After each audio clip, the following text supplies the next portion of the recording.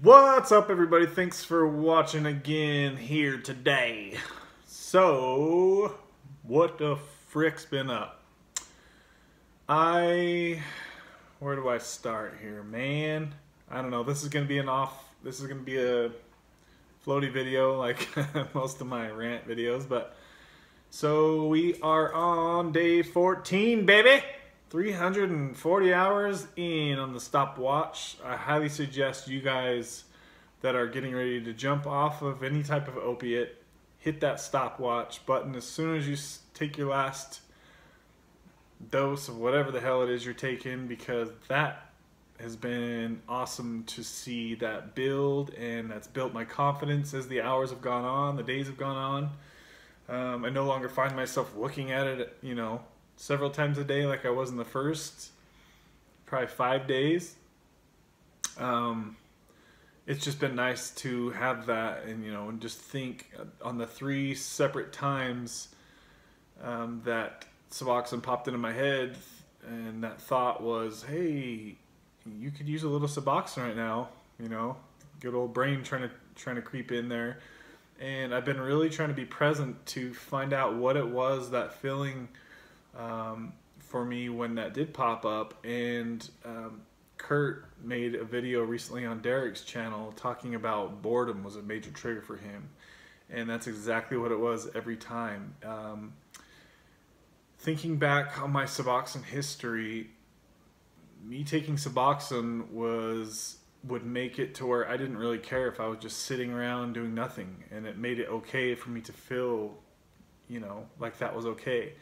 And so that's really something we got to kind of learn how to deal with, really, because I've been thinking about different things, like, do I want to just stack my day up full of things to where I'm constantly kept busy? And I could see how having plenty of things to do would be beneficial. However, there's going to be plenty of times in life when you don't have nothing to do and you're just sitting there with yourself. And I think it's more important to learn that that's okay to not have something to do, to sit with yourself and your thoughts and not have to sit on YouTube all day long and watch videos, and try to escape with something. I think that YouTube has been a huge addiction for me, and I'm sure a lot of you guys can relate, especially if you're trying to research ways to get off of opiates, man, because it's a scary thing. I'm not gonna lie. It's a scary thing, especially leading up to it, and you put so much energy into. I don't know really where I'm trying to go with this, but definitely I'm what am I trying to say here? I don't even know. So I'm definitely understanding that boredom is a trigger, but I'm also learning how to realize that it's okay to be bored sometimes, and that's going to happen in life. That's just the way it is. It's not just always go, burn yourself out quick trying to do that, So I think a lot of it has to do with, after opiate addiction of any sort, you need to learn which direction you want to take your life and where to go from here. I think it's very important to start changing your future goals and where you want to go from here, and what are you going to do different with your life now that you have all this time and energy. So that's maybe something for you guys to think about that are getting ready to come off or tapering or something. Have a couple new hobbies or something that you'd like to look into. Fitness would be my #1 suggestion for anybody looking to get off of opiates, especially if you haven't tapped into that yet. That's been one of the best things that have ever happened to me, is learning fitness. I used to be a 130-pound little skinny little runt kid, and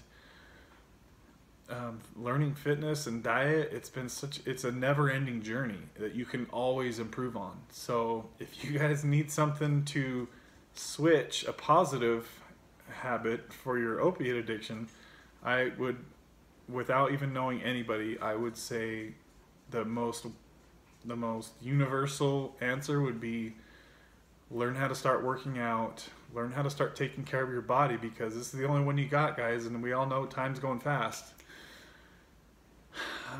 Anyways, so back to my withdrawal, if you can call it that at this point.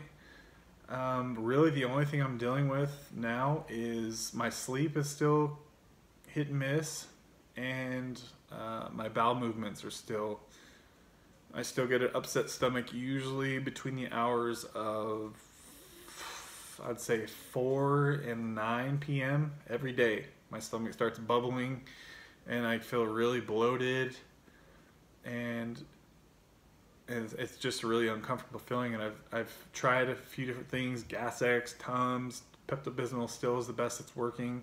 I didn't really want to dive into loperamide just because a lot of people said that that would delay things a lot, so I didn't want to really go down that road. Just take that for what it's worth. Pepto works the best for me if you have an upset, bubbly, gassy stomach. So I'm looking forward to when that will calm down, and I'm just going to be patient with my body. Whatever it is whatever it is. If it takes a month, 2 months, 5 months, 6 months, fuck it, you know. I know every day we're just going to be getting closer and closer to my body fixing itself.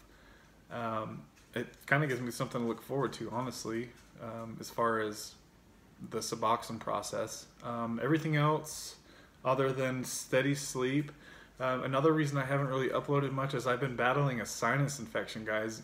I haven't really said anything about this, but I've been battling a pretty serious sinus infection for, God, it's been going on about 9 months now. And I just did a bunch of research on it recently, and I think I figured out what it was. And I'll make a video about that coming up soon.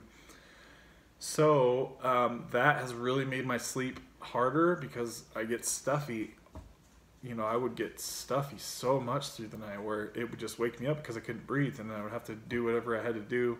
Again, I'll make a video about it, to get unstuffed, and that process was really only pushing me back further and further every time I did that. So I'd put in the time, I did the research, just like coming off Suboxone. What the hell's going on? You know, why do I keep getting stuffy? And it all started with allergy season last spring. That's how long this has been going on. So yeah, that's not been fun, but I really feel like I've kind of figured it out, and I'm just about, I think, through with that. So I think once I'm able to breathe through the night, I think my sleep is going to get a lot better. Sorry, I just had a low battery notification pop up. So yeah, but that being said, so until last night, I was still only getting about 5 hours of hit and miss sleep, you know, so that sucks. But last night I think I got just almost 7 hours, so we're going in the right direction. I'm just gonna be patient with my body, and I'm not gonna fight it. It's just is what it is. So sleep, and my stomach's still not, you know, fully normal, and I know that's gonna take some time. So just be patient with yourselves, guys. Don't expect all the damage that's been done over the years and years, more than likely, to just be fixed right away. But as far as like the hard,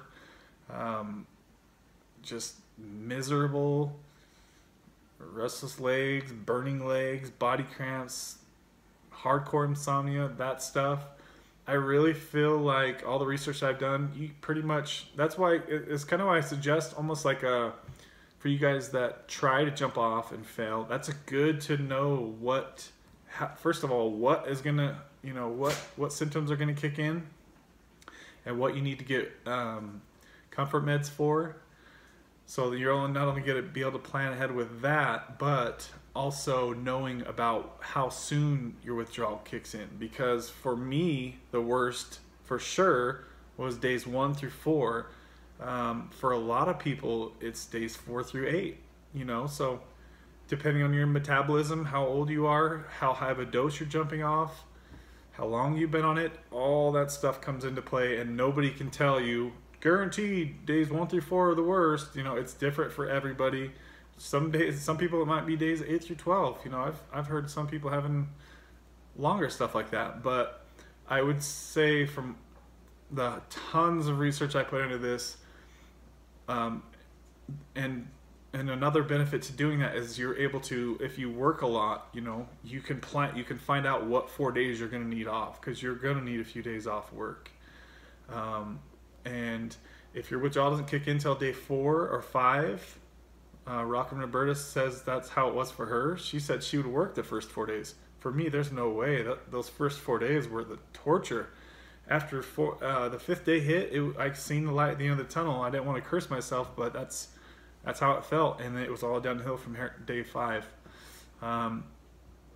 But I did want to comment too, and you guys know I was intentionally skipping leg day, and I did that. I skipped leg day for almost 3 weeks.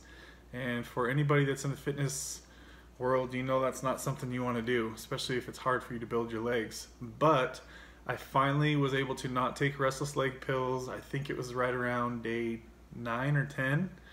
And so I did like a medium leg day, and what do you know, 2 days later, that's when my soreness always kicks in. 2 days later, hardcore leg fire, cramps, restless legs, whatever you want to call it, woke me up 3 a.m. wide awake, son of a bee. So I only took 2 or 3 restless leg pills at that time, and I was able to fall back asleep. So just for what it's worth, guys, don't go blasting your legs hardcore, especially after taking 3-4 weeks off, whatever it is. And you know, you don't have to do that if you guys don't have those leg cramps like I did, which I'm sure most of you will have that. But if you don't have that problem, then don't worry about it. You know, work your legs out as much as you need to or want to. So what else? So I didn't take any restless legs last night, so it was just that one night, which was 2 days after my workout, that kicked in. So I'm hoping by next week I can have a full leg workout, and I am going to try it, I think, as long as I have no more restless legs between now and then. So yeah, that's pretty much what's on the top of my head right now. Or what else do I want to say in this video? Anything? I'm probably not going to be posting as many videos. I don't want you guys to think anything negative or bad because you don't see me posting every day or every other day. Just because at this point in my life, I have been leaving the house a lot more, trying to plan out my future now and see what way I want to go. I'll make a video about that. I've got some big decisions coming up with my geological location, so I will present you guys with a video probably later this week, and you guys can give me some feedback on tell me kind of what you guys think about my situation. It's always good to get advice from people, you know, that you trust and care about, whatever. You know, you guys are all part of my little opiate recovery family, and that's I value you guys' opinions, so I'm willing to share all this personal information with you guys. You know, you guys have been a huge part in helping me through this. I just have to say, I know everybody says it sounds cliche, but any of you guys that are I can think of a few of my subscribers, Reed, I know you were saying you don't have anybody's support, nobody knows about your Suboxone use, and I just gotta tell any of you guys that are going through this, if you're not able to tell somebody, which I really feel like it's so helpful to let at least a couple people know, somebody in your family, a couple close friends, a girlfriend, a friend, you know, whatever it is, let a couple people know, man, just so you know somebody cares about you. And then on top of that, just make a YouTube channel. I encourage you to do that, because this channel has been so amazing for me. Even just earlier today, I went and looked back at my failed Suboxone, or what was it, Suboxone withdrawal, abort, or something like that video, and it just lets you know how far along you've come. And it just makes me realize I never want to go back to that. You know, anytime I can just look back on those videos and read through the comments, and I remember exactly how I was feeling at that time, and that was a crappy feeling. I don't want to feel that again. So I'm not planning on going back. I've got, like I said, on the stopwatch, I'm at like 340 hours, no Suboxone, 14 days, guys. It's totally possible. We worked all year, we tapered. You know, it's not a fun it's not the funnest process in the world, tapering, but we did the work. That's, to me, tapering is doing the work to where you earned, you know, a lighter punishment. You earned a lighter withdrawal, and that's what you're going to get, because I'm proof of that. I couldn't do it on 3 milligrams. I couldn't do it on 1 milligram, but I did it on 0.25 milligrams. So I learned what my body could and couldn't handle. And if you want to just blunt force this shit and just get it over with, it's so possible, I think. But for me, it was just too much of a shell shock for my system, and I wasn't willing to do that to my body. But if you guys are in a crappy place and you just have to get it over with, and you know you're not going to relapse and go back to painkillers or worse, if you know in your head, you'll know. You know, I know. I haven't taken any painkillers for well over a year now. I don't ever think about them. I don't ever want to take them again. Hell no, I'm not pushing reset on this entire journey. I've had enough, and if you guys have had enough, you'll know when. And you guys see Kurt recently got on Suboxone, and you can tell a huge difference in just the whole vibe of his whole recovery now. I just feel like he's definitely on the right track with that. And you guys, if you don't know much about Suboxone, it's something that can really, really help you guys build a solid foundation and build some clean time, get off of pain meds, man. And it's to me, it's the only thing that worked, really, you know. Now that they're talking about kratom, a lot of people are taking kratom. I've watched a lot of people take kratom to get off. I will make a video about that, more videos about that. That's definitely an option, but I feel like Suboxone's a more stable way to go about it, because kratom, you're going to be dosing yourself if you go that route, and it's just a more unstable way to do it. If you're going to do it, guys, do it right. Get the Suboxone doctor, get the counseling, get the drug testing. That stuff is crucial to building that solid foundation, because